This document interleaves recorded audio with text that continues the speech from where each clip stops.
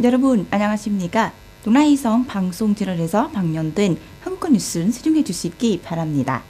베트남과 러시아 연방 간 전통적인 우호 관계와 포관적 전략적 동반자 관계를 더욱 공고히 하고 제3회 동아이성 오후 단체 연합 종회를 기념하기 위해 어제 동아이성 우호 단체 연합은 베트남 러시아 우호 협회와 협력하여 베트남 러시아 우호적 교류 행사를 개최했습니다.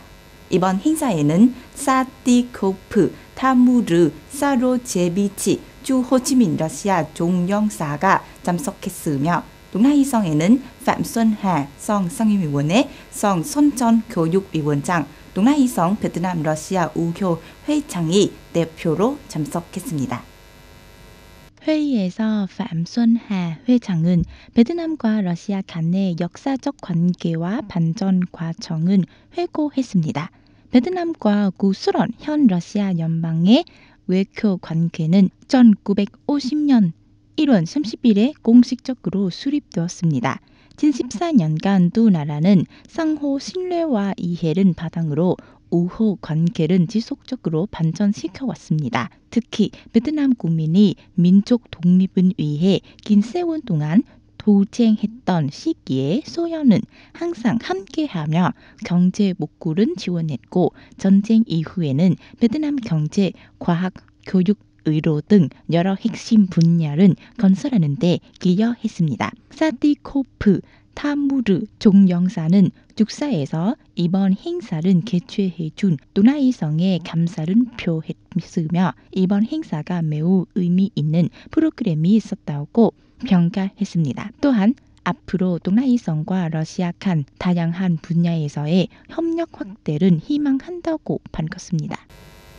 동아이성 문화체육관광청은 소속 부서 및 산하기관에 11월 1일부터 30일까지 운전 자격 미단자에게 차량은 제공하지 않은 행위에 대한 법률 규정은 적극 정보한 것을 요청했습니다. 특히 간부, 당원, 공무원, 단체 회원 등이 모범적으로 규정을 준수하여 관련 법규 위반 행위 및 그에 따른 결과와 법적 책임은 방치하도록 강조했습니다. 홍보 내용은 운전 자격 미단자에게 차량은 제공하는 행위 금지, 자격 미단 시 운전 금지 관련 위반 행위의 현황, 견과, 법적 책임, 위반 행위 방지 대책 등에 집중된 예정입니다. 아크르뱅크는 최근 여러 예금 만기에 대해 금리를 0.5포인트 인상하는 방향으로 금리표를 조정했습니다. 이에 따라 1개월부터 2개월까지 만기 예금 금리는 연 2.2%로 3개월부터 5개월까지 만기는 연 2.5%로 12개월 이상의 장기 예금 금리는 연 4.7%로 상향 조정되었습니다. 특히 아크리뱅크는 고객이 24개월 이상 예금한 경우 최고 금리인 연 4.8%를 제공하고 있습니다. 이번 금리 인상으로 아크리뱅크는 최근 몇 단간 단기 예금 금리를 가장 크게 인상한 은행으로 자리 잡았습니다. 또한 이번 조정으로 아크리뱅크는 국경 상업은행 그룹 중 단기 예금 금리를 가장 높게 제공하는 은행이 되었습니다. 현재 비엣콤뱅크, BIDB 뱅크, 비엣띵뱅크 등 다른 주요 국경 상업은행의 6개월 미만 단기 예금 금리는 최대 연 2%에 머물고 있습니다. 9개월 만기 예금의 경우 비엣띵뱅크와 BIDB 뱅크는 연 3%, 비엣콤뱅크는 연 2.9%의 금리를 제공하고 있습니다. 24개월 이상의 장기 예금에서는 비엣띵뱅크와 아크리뱅크가 연 4.8%로 동일한 최고 금리를 제공하며 비트콤뱅크와 BIDB 뱅크는 이보다 낮은 연 4.7% 제시하고 있습니다.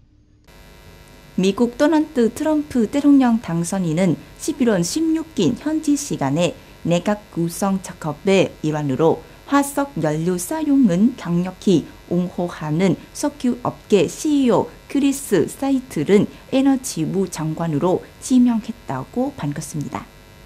라이트는 덴버의 몬사른 둔 석유 서비스 기업 리버티 에너지의 창립자이자 CEO로 트럼프의 석유 및 가스 생산 극대화 계획과 전력 생산 촉진 방향은 지지한 것으로 예상됩니다. 그는 또한 트럼프의 글로벌 기후 변화 대응 협력 반대 입장은 공유한 가능성도 있습니다. 작년에 라이트가 자신의 링크드인 페이지에 올린 동영상에서 그는 기후 위기는 존재하지 않으며 우리는 에너지 전환 과정은 겪고 있지도 않다고 주장했습니다. 그는 자유로운 스타일과 기술에 대한 연청은 강조하며 석유 업계 경영진 등 사이에서도 똑똑한 인물로 평가받고 있습니다.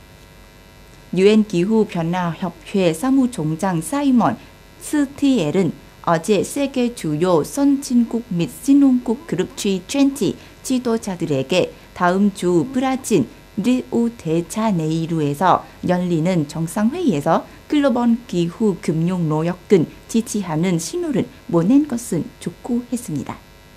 사이먼 스티엔 사무총장이 G20 지도자들에게 보낸 이 서한은 아제르바이잔 바쿠에서 열리고 있는 COP29 회의에서 협상가들이 지구온난화에 심각한 영향을 해결하기 위한 재정 확대 합의를 도출하려는 상황 속에서 나왔습니다. 사이먼 사무총장은 서한에서 다음 주 정상회의는 전 세계에 명확한 신호를 보내야 한다고 강조했습니다. 그는 G20 지도자들이 재정 지원 및 대중 확대, 재무 단감은 지지해야 하며 이를 통해 주약국들이 재무 상환 부담으로 인해 과감한 기후 행동은 실행하지 못하는 상황을 막아야 한다고 언급했습니다.